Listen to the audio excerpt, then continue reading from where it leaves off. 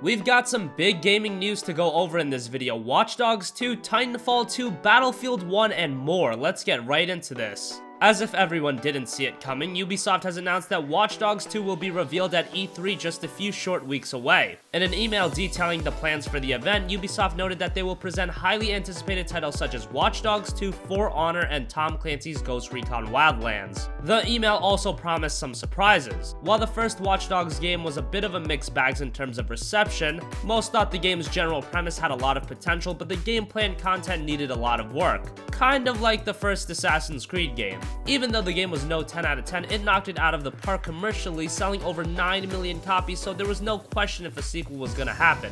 We were just wondering when. At E3, the game will finally be revealed and it's expected to release before the end of April 2017.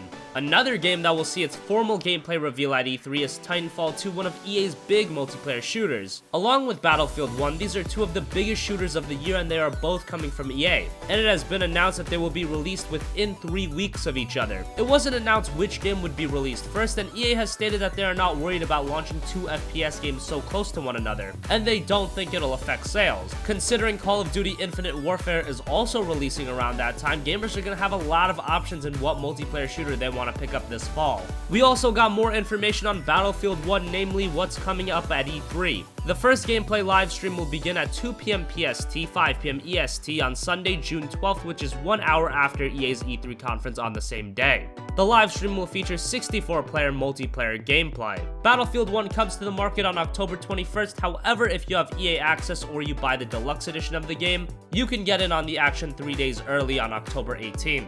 We've also got a lot of new information about Final Fantasy 15. For the gameplay, director Hajime Tabata stated that even though the game looks very much like a fast-paced action game, at its core it's still an RPG. The game will introduce its mechanics at a gradual pace, and there will be difficulty options for those that want an easier or harder experience. Noctis will have 7 weapon types, but since the weapons are linked to the story, Tabata refrained from detailing those. As far as the game's world goes, while many are expecting the game to feature a fully open world, that isn't necessarily the case. Instead, it presents the various locations in the game while progressing. The further you get into Final Fantasy 15, the locations you can travel to increase. There were other small details revealed, including the ability to save at any time and being able to fast travel to places previously camped at. Final Fantasy 15 finally released on PS4 and Xbox One on September 30th. Finally, we've known that Visceral Games, the guys behind the Dead Space games and 2015's Battlefield Hardline, have been working on a Star Wars game. And we also know that Motive, a new studio, has also been working on a Star Wars game. General Manager Jade Raymond stated the following regarding Motive's Star Wars title. Quote, "We are well on our way beginning our journey with a Star Wars game."